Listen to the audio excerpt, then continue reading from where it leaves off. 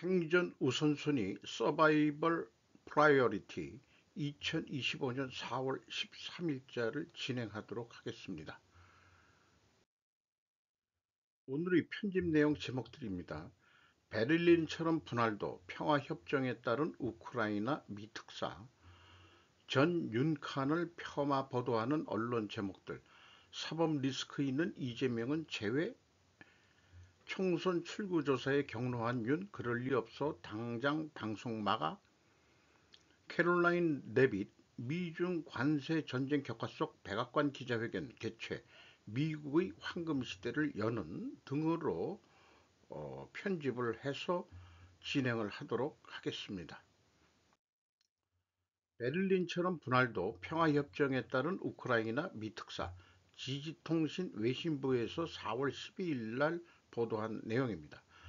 트럼프 미 행정부의 켈로그 특사는 러시아와 평화 합의 후의 우크라이나에 대해서 미국이나 영국, 프랑스, 소련의 공동 관리하에 놓인 제2차 대전 후의 베를린처럼 분할 가능성이 있다고 생각했다. 11일에 공개된 영국 신문 타임즈와의 인터뷰에서 말했다. 켈로그 씨는 수도 키이우를 지나는 드니프르강 서쪽에 영국과 프랑스가 주도하는 부대가 배치돼도 러시아에 대해 전혀 도발적이지 않다고 지적했다. 러시아군은 현재 시료 지배하고 있는 남북 크림반도나 우크라이나 동부에 주둔 그 밖의 지역에는 우크라이나군이 전개하는 것 외에 현재의 전선 부근에 비문장지대를 설치하는 방안을 제시했다. 이미 잃어버린 땅은 포기해야 된다는 얘기로 들리네요. 다만 미국은 지상부대를 파견하지 않을 것이라고 강조했다. 뭐 덩치가 꽤 크네요. 이 사람이, 켈로그라는 사람이. 우크라이나는 유럽과 러시아의 책임구역으로 나눌 수 있다고 트럼프 특사는 제안합니다. 라는 별도의 미국 뉴스도 있습니다. 전 윤칸을 폄하 보도하는 언론 제목들, 사법 리스크 있는 이재명은 제외, 스카이 홀딩스의 편집 내용입니다. 파면됐으면서 뻔뻔스럽게 윤석열 관저 퍼레이드 본 시민들 비판 쇄도, 강한들 백민정 경향신문에서 4월 11일 날 제목만 가져왔습니다. 손 흔들며 떠난 윤석열, 민주 누가 보면 명예롭게 퇴임하는 줄. 고경주 기자가 이게 어딘지 그걸 제가 안 가져왔네요. 마지막까지 단 한마디 사과나 반성도 없었다. 이렇게 쓰네요. 고경주, 여잔지 남잔지, 여기 강한들, 백민정 다 여자 같습니다. 여기자들.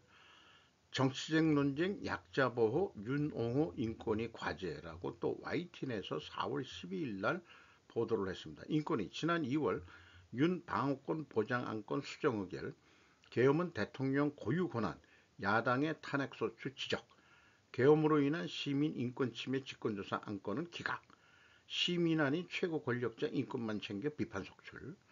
이런 식으로 언론들이 일단 탄핵이 되고 나니까 완전히 그 죽이려고 작정을 하는데, 윤칸을 죽이려고 한다기보다는 그 윤칸의 그 세력으로 읽혀지는 한동훈 씨를 그 사전에 제압하려는 그런 움직임들의 하나라고 저는 해석을 합니다.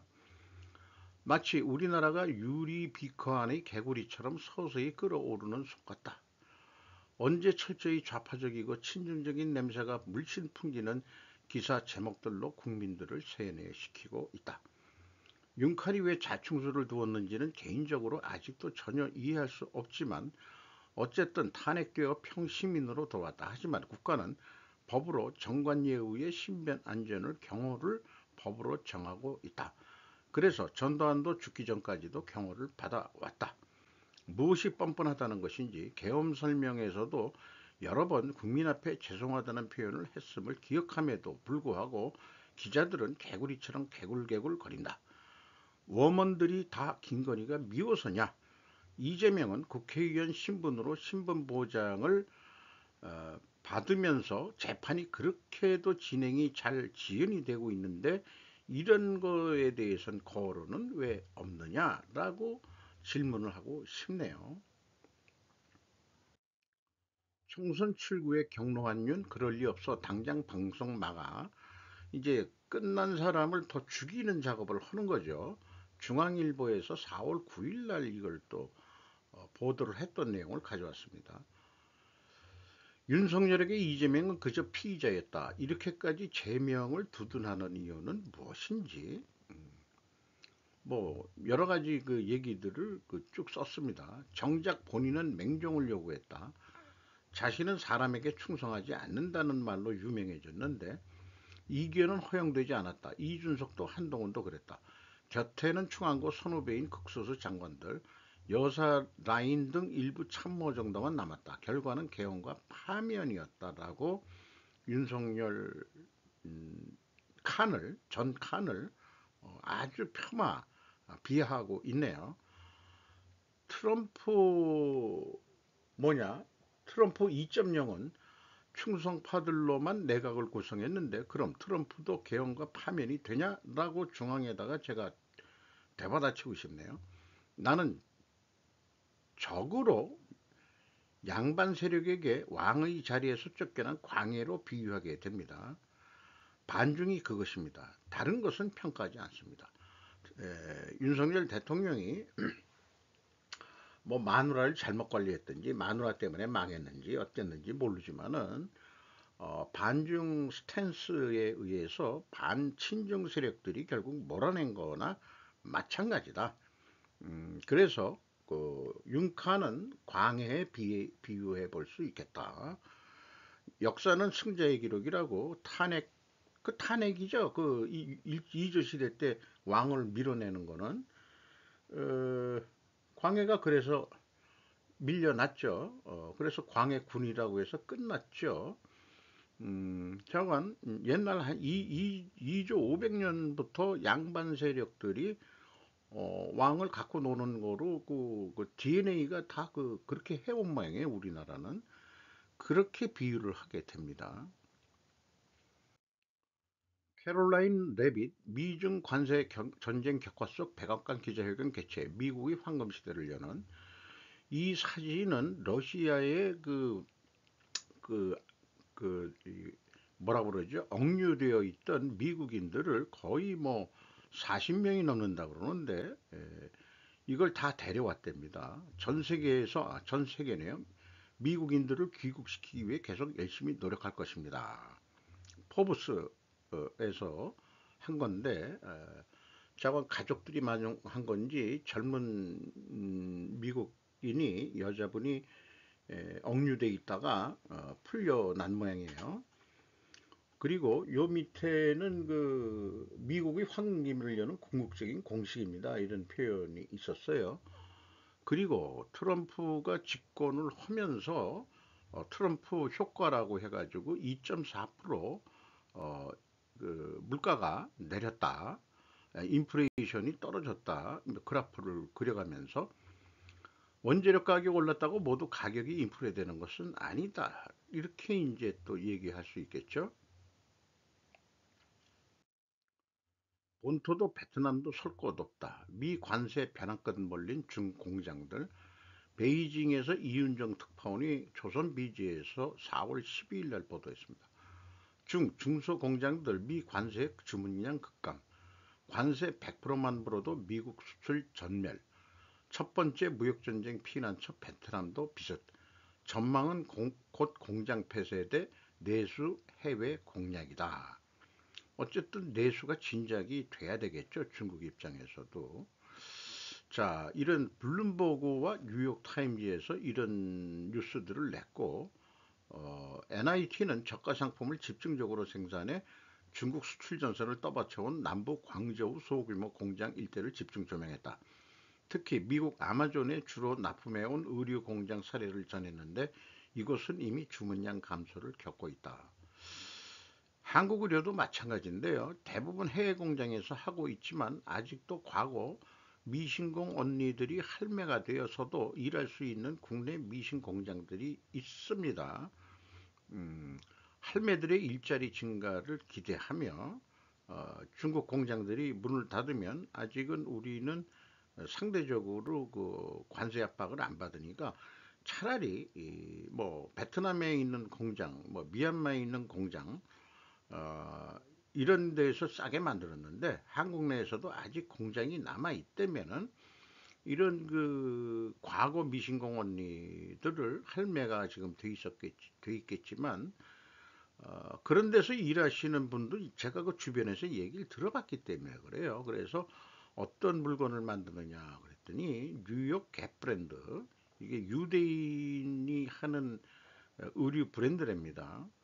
음, 제가 입고 있는 옷이 갭입니다. 어, 그 면세품이라고 그러나요? 자완. 그 질감이 좋아서 입고 있습니다만은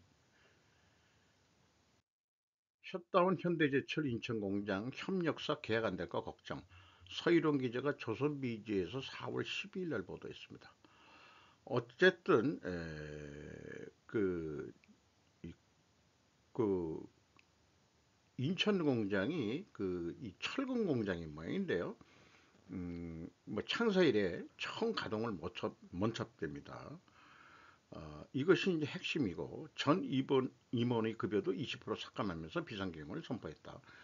이런 것들이 다 중국의 그이 철근 저가 공세에 의해서 도저히 최선성이 안 맞는다 이런 얘기예요. 2023년 9월에는 중국산 저가 제품의 공세로 경쟁력을 잃은 스테인리스 스틸 생산을 못했다. 당진 제철소를 비롯해 인천, 포항, 순천에 공장을 두고 있는 현대제철은 국내 1위 철근 형광업체다. 인천 공장에서는 철근 H형광, 단면이 H 모양인 철강, 스테인리스 스틸 STS, 일본에서는 SUS로 부릅니다. 주 단강 제품을 생산해 왔다. 그래서 인천 공장 안내도가 이렇게 그려져 있는데 제가 과거 그 젊었을 때 그 구매 담당을 했을 때 이 공급자가 그 독점적 지위에 있었기 때문에 포스코하고 인천제철 정도가 제일 컸어요. 뭐 그때도 동국제강도 있었는가 있었을 겁니다. 뭐 이렇게 중소 그 철강소들은 좀 있고 이렇게 됐는데 물건을 배달을 안 해줍니다. 그러니까 물건을 사고 제가 인수하러 갔어요. 고생스럽게. 그래가지고 공장을 삥삥 돌아가지고 공상 건설하는 철강제를 열심히 사다 나른 적이 있습니다. 그게 기억이 나네요. 근데 이런 공장들이 문을 닫았다. 이런 얘기가 되겠네요. 오사카 간사이 세계박람회 13일 개막 생명 주제로 184일간 이시바 총리 분단의 위기 타파 호소 개회식 지지통신 내정부에서 4월 12일 날 보도했습니다. 오사카 인공섬 유메스라고 이렇게 되어 있네요. 유메스 여기에 이제 그 엑스포가 열리는데 이번에 캐치프레이즈는 세계는 여러 가지 분단의 위기를 직면하고 있고 회기를 통해서 각국 내방객 상호화 교류가 진행되어 세계가 다시 연결되는 것을 기대해 마지 않는다라고 호소했다.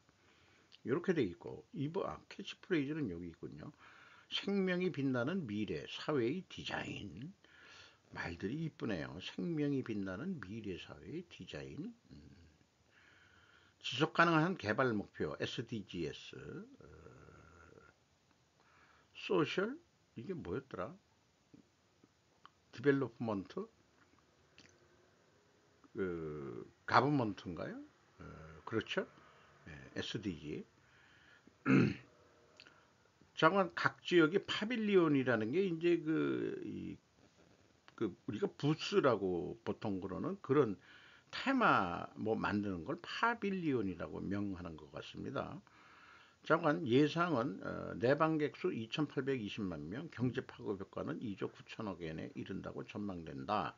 인바운드의 증가도 기대된다. 이렇게 얘기했는데 과연 그럴까요? 관세 전쟁이란 안 좋은 시기에 엑스포가 열린다. 인바운드 효과가 얼마나 날지 의문이다. 쓰레기 매립지 인공섬유에 열리는 터라 메탄가스 배기공이 있으나 누출의 우려도 있고, 그래서 뭐 일본 뉴스에 다른 뉴스는 수학여행을 글로 갈래다가 딴 데로 돌렸다, 이런 얘기 뉴스도 있었습니다. 이 개막하는 기수들이 들고 오는 그런 장면의 사진을 뽑았네요. 또 천황이 개회식을 선포하는 그런 겁니다. 요거 모자들이 독특하죠.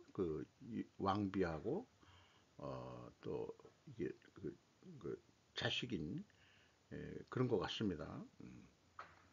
대판 관서 만방로 개요, 이렇게 되어 있네요.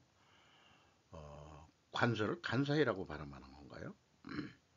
대판이 오사카고, 잠깐 이렇게 표현을 했습니다. 트럼프 행정부 스마트폰, 반도체 등 상호관세 면제. 전병수 조선비지에서 4월 12일 날 했는데, 막 공격을 하다가 그 중에서 스마트폰하고 반도체는 상호관세를 면제하겠다, 이런 얘기네요. 제품 가격 상승 등으로 자국 국민 피해가 커지는 상황을 우려한 것으로 분석된다, 이렇게 얘기하네요. 미국 국토안보부 산하 세관 국경보호국은 이날 특정 제품에 대한 상호관세의 제휴 지침을 공개했다. 지침에 따르면 스마트폰, 노트북, 모니터, 반도체가 미국 정부가 지난 2일 이후 발표한 상호관세 정책 적용 대상에서 제외된다. 기본 관세 10%뿐만 아니라 특정 국가에 추가 부과된 관세도 적용받지 않게 된다. 다행이네요. 우리 삼성전자나 SK 하이닉스나 중국산으로 미국에 수입되는 제품도 관세 면제 대상에 포함된 것으로 알려졌다. 이 품목에 한해서는 블룸버그는 트럼프 대통령은 스마트폰, 컴퓨터 및 기타 전자제품을 소위 상호관세에서 면제해 애플과 삼성전자 등을 포함한 전자제품 제조사 혜택을 주게 됐다며, 미국의 대규모 신규 투자를 발표한 TSMC에도 중요한 사안이 될 것이라고 보도했다. 눈치가 빨라야 명승사자 안 보인다. 이 명승사자라는 게 무슨 저승사자를 얘기하는 건지 뭘 잘 모르게 검색을 해봤는데, 무슨 뭐 이 격투기 뭐 이런 선수가 나오고 하는데, 요 제목 뜻은 잘 이해가 안 됩니다.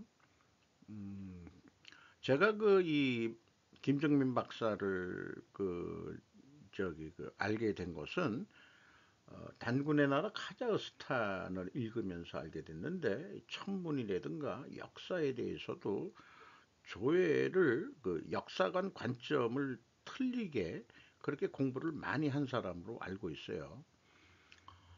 어, 요거 시간이 들어도 제가 열심히 타이핑을 했는데, 들으면서 점령하기는 쉬워도 지키기는 어렵다. 보급을 끊는다. 고사작전으로 한다. 대만을 점령하려면 200만을 주둔시켜야 한다. 의회 민주주의 문제는 의사결정에 지지부진. 임진왜란 이순신이 보급로를 끄는 게 승기를 잡음. 보급이 가능한 지역에 군이 주둔해야 한다. 울산, 부산에만 주둔했던 일본군. 전쟁 준비하고 있는 미 일중 4년 전부터 준비했다. 전쟁을 통해서 과학기술이 발전한다. 전쟁이 없었다면 현재의 화폐제도도 없었다. 전국시대부터 발전한 일본. 상공업 발전했다. 전쟁이 발생하면 미래산업이 더 발전할 것이다. CBDC 테스트하고 있다. 시대적 변화다. 뉴욕 허드스강 추락 헬기 탑승자는 지멘스 CEO 가족이었다. 암살이다. 언더월드에서 치열한 암투가 벌어지고 있다. 2013년 토탈 CEO 사망 사건, 러시아 뉴스 보도. 토탈이라는 게 프랑스 석유, 러시아 야말반도에 투자한 이 프랑스의 에너지 회사죠. 러시아 뉴스에 나왔었는데 서방 뉴스에는 또 안 나왔었다, 이런 얘기를 하네요. 우리가 모르는 동유럽 러시아 뉴스, 양쪽을 다 보아야 한다. 적이 더 까발리기 때문에 그렇다. 미국 내에서도 싸움이 있고 중국 내에서도 싸움이 있다.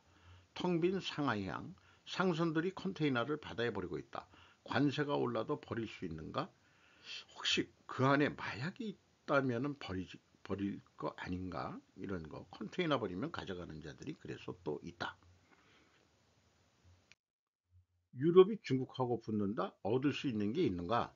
바닷길을 미국이 장악하고 있는데 문제는 분쟁 지역을 지나야 가야 하는데 일반 부품은 비행기로 갈 수가 없지 않느냐? 중국이 반미 동맹을 만들려고 하는데 EU 중국 메리트 없다. 1대1로 무너지고 있다. 물류 시스템이 어렵다. 미국이나 러시아 고립되어도 살 수 있는 나라다. 물류가 고립되면 살 수 없는 나라가 중공이다. 미국 자동화 공장 생긴다 해도 일자리가 생긴다.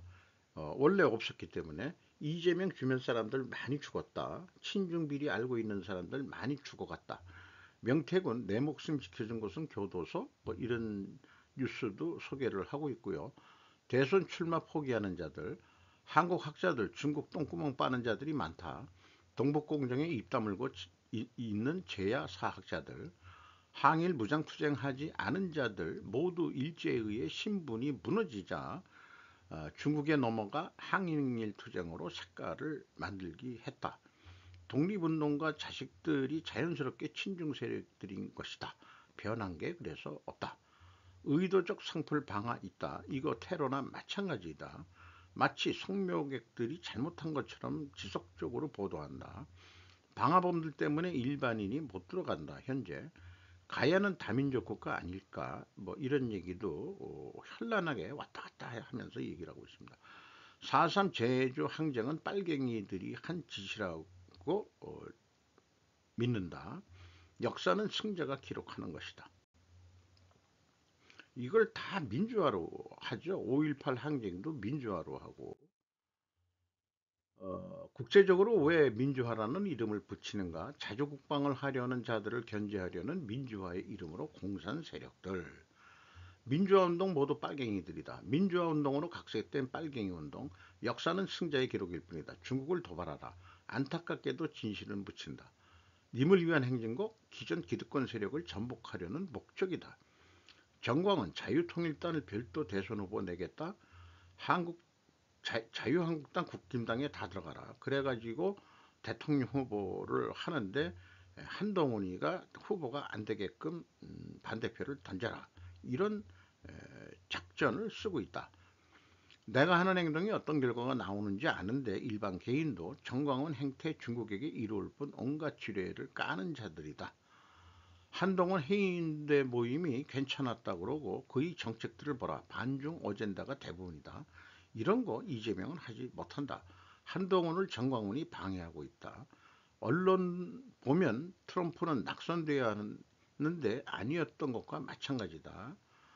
죄다 중국 공산당이 다 매수했다. 신참인 배현진도 매수당한 거로 알고 있다. 중국 공산당에 때묻지 않는 사람은 검찰밖에는 없다. 한동훈만 사전투표 없애야 한다고 주장할 뿐이다. 자신들의 방송 파급력 높다고 이 부부 방송은 얘기합니다. 그리고 제가 그래도 인정하는 것은 수많은 정보를 가지고 상관관계 추론력이 높다. 한참 뭐 뛰어난 사람이긴 합니다. 저 같은 사람은 비유할 수가 좀 없겠어요. 진실과 국익을 위한 유튜버 방송이다라는 것을 지속적으로 소개하고 있습니다. 과거 좌우 부정선거 다 조사해야 한다. 국힘도 부정선거 했다 이 말이에요. 윤 전까지 둘이 잘 해먹고 살아왔다. 윤통 전까지는 윤칸 전까지는 두 놈들이 짝짝고기 맞아서 잘 헤쳐먹고 해왔다. 박영준 부산시장이 국민당일 텐데 이것을 계기로 해서 블록체인 기업들도 우리 부산에 많이 결집을 시키고 디지털 금융에 있어서 선도 도시가 될 수 있는 핵심적인 계기가 될 수 있을 것으로 기대하고 있습니다. 아시아 얼라이언스라고 아시아 동맹 뭐 이렇게 동맹이라고도 표현하죠. 얼라이언스 맺는다는 거를. 그 미수품까지 디지털 자산거래소 출범 전형적인 돈 세탁 아니냐. 선거를 앞두고 이런 것들이 일어나는 것들은 어, 선거 자금을 중국에서 뭔가 들어오는데 이것을 돈 세탁해서 국내 친중 정치들이 선거 자금을 취득하게 하는 그런 거 아니냐라고 설명을 하려는 것 같아요. 장제원은 꽃뱀한테 당한 거다. 쿠릴타이 방송 때 유료 방송인데 구체적인 자기네들이 입수한 정보들을 방송하겠다. 뿌리를 조심해라. 남자들 무슨 뿌리라고 그래요? 산뿌리라고 해가지고 발뿌리도 조심하고 가운데 뿌리도 조심해야 되고, 그리고 또 하나 입뿌리도 조심해라. 이게 말도 조심해라. 카지노만 통해서 자금 세탁하는 것 아니다. 선거 자금, 좌우 모두 마약 커넥션 연결되어 있을 것이다. 우리나라 인구 왜 감소하고 있는가? 대중이 지금 하는 행동을 중단하지 않는다면 대안이 없다. 좀비들이 투표권을 얻으려니 이상한 정치가 나온다. 국민 수준에 맞는. 그래서 우민 정치를 지금 우리는 당하고 있는 거다. 이렇게. 왜냐? 국민이 우민이기 때문에, 바보이기 때문에 그렇다. 중국 마가에 대한 AI 조롱으로 반격. 뉴욕 포스트 리플레이 기자인데, 리플레이가 기자 이름인지 4월 11일입니다. 중국 소셜미디어 계정은 트럼프 대통령과 일론 머스크가 새로운 나이키 운동화 생산 라인에 등장하는 등 미국인들이 공장 일자리를 찾는 AI 생성 게시물을 올리며 중국과 미국의 무역 전쟁에 기울이고 있습니다. 메이커 아메리카 그레이트 어게인의 옆에 딱지는 메이드 인 차이나다. 그러니까 미국 놈들이 웃긴다 그런 얘기를 하려는 것 같죠. 그리고 펭귄에다가 이거를 또 했는데, 메이크 마가인데 뭐의 약자냐? 메이크 아메리카 go away, go away. 그 미국은 꺼져라, 이런 얘기죠. 그래서 이제 열심히 중국 거 안 사고 나이키 공장에 취직을 해서 일하는 트럼프, 일론 머스크, 벤스 부통령을, 참 AI가 이렇게까지도 그 사진을 만들어내니 진짜 같은. 야, 이거 참 그렇습니다. 마오닝이라고, 우리말로는 모우네요. 모우죠. 이 모택동의 그 친척의, 그러니까 몇 세대 후 그 친척이라는 것 같아요. We are Chinese. 우리는 중국인입니다. We are not afraid of provocation. 이거 찾을 때는 장관 두려워하지 않는다. We don't back. 우리는 물러서지 않겠다. 뭐 이렇게 이바구를 하고 있네요. 이것은 일본 국민에 대한 배신이다. 재무부, 중국, 미국, 우선의 이시바 총리가 트럼프 관세에 대해 자르는 뜻밖의 협상 카드. 후지 사토시라고 무슨 대학 교수가 기고를 했습니다. 현대 비즈니스에. 트럼프가 건 초강세 딜 전략에 소역하는데, 첫째, 이는 각국에 대한 상호관세는 일종의 엄포로 이를 통해 다양한 양보 혹은 조공을 거두게 하자는 것이 트럼프의 기본 전략이다. 둘째, 강력한 보복 조치를 내놓는 중국에 대해 유예기간을 주지 않고 100%를 넘는 관세를 부과하겠다고 공표하는 것을 각국에 대한 엄포의 하나로 규정하고 각국으로부터 보복을 억제하고 더 큰 양보 혹은 공유를 끌어내려 하고 있다. 셋째, 추가의 상호관세를 공표한 후에 90일의 유예기간을 줌으로써 10%의 상호관세 자체의 각국의 저항을 최소화하려 하고 있다. 이로써 트럼프는 10%의 상호관세를 거의 흠집없이 챙기기에 성공했다. 넷째, 이상의 엄포를 각국에 준 다음 90일간의 유예기간을 교섭기간으로 마련함으로써 보다 큰 양보 공유를 획득하려고 하고 있다. 다섯째, 중국에만 100% 이상의 관세를 부과함으로써 미국이 대중무역 전쟁이란 것이 진심임을 전 세계에 보여주고 동맹국인 일본, 유럽에 중국에 접근하지 말고 오히려 미국과 공동보조를 취해 대중강경 자세를 취할 것을 촉구한다. 즉 대중강경 자세를 취하는 것이 각국의 상호관세 인하의 카드가 될 수 있는 가능성을 보여주고 있다.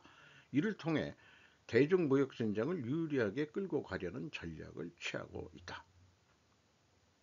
그런데 미국의 말 그대로 세계 제1의 경제력과 구매력의 배경으로 한 참으로 효과적인 딜 전략이라고 할 것입니다. 트럼프에 대한 일본 측 협상 카드, 90일간의 교섭 기간에 일본은 어떠한 카드를 끊지 않으면 24% 추가 관세가 인상되어 버리게 되니까 노다 다테 타미 대표는 직접 담판해야 한다 등으로 발언하고 있고, 소비세 감세 내수 진작 가장 국익에 도움이 되는 카드다. 트럼프하고 협상할 때 이게 비관세 장벽이라니까요. 소비세 이런 것들이 뭐니 뭐니 해도 일본의 빈곤 격차 문제 해소로 이루어지고 일본의 인구 자체의 쇠퇴를 막고 국가 번영으로 이어지는 단연간의 국민이 바라는 대책이기 때문이다. 한편 이러한 대책은 미국에도 큰 이점이 가져다 준다. 트럼프 대통령은 일본의 소비세를 명확히 비관세 장벽이라고 입격해 오고 있다. 이시바 정권을 좌우하는 미국, 중국 재무성의 3대 세력.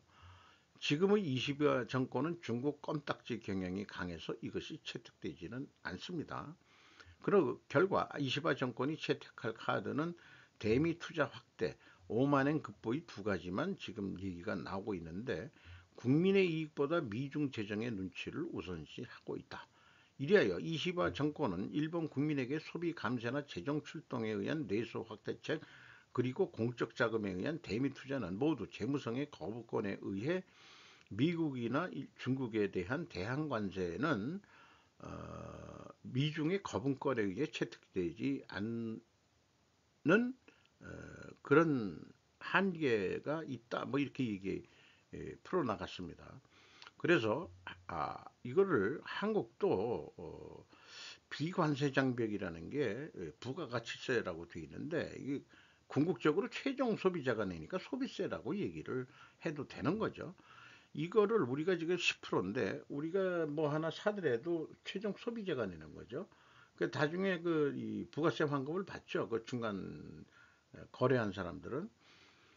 어, 그러니까 우리나라도 만약에 소비세를 5%로 내린다 그런다면은 짜장면 값도 그 10%에서 5% 내려줘야 된다 이거예요. 그래야 이제 그 물건값이 싸지니까 소비가 진작이 되지 않겠느냐. 이런 얘기를 이 대학 교수가 풀어 나가는 거죠. 거기다가 이 소비가 좀 진작이 되면 국내 조달이 부족한 것은 또 수입을 하게 되니까 미국의 농산물이나 그 축산물, 그러니까 우리나라 같은 경우에는 한우가 너무 비싸가지고 소고기 먹기가 진짜 뭐 한우 맛이 좋다 어쩌고 하는데, 미국 소고기를 우리가 좀 더 많이 사서 먹겠다. 뭐 이런 거 해서 풀려야 하는 거 아니냐 이런 얘기네요. 우리나라한테도 바로 적용이 돼야 될 그런 주장인 것 같습니다. 이상 마치도록 하겠습니다. 이 편집을 할 때 주로 템플릿으로 쓰려고 미리미리 만들어 놓은 그런 포맷이 되겠습니다.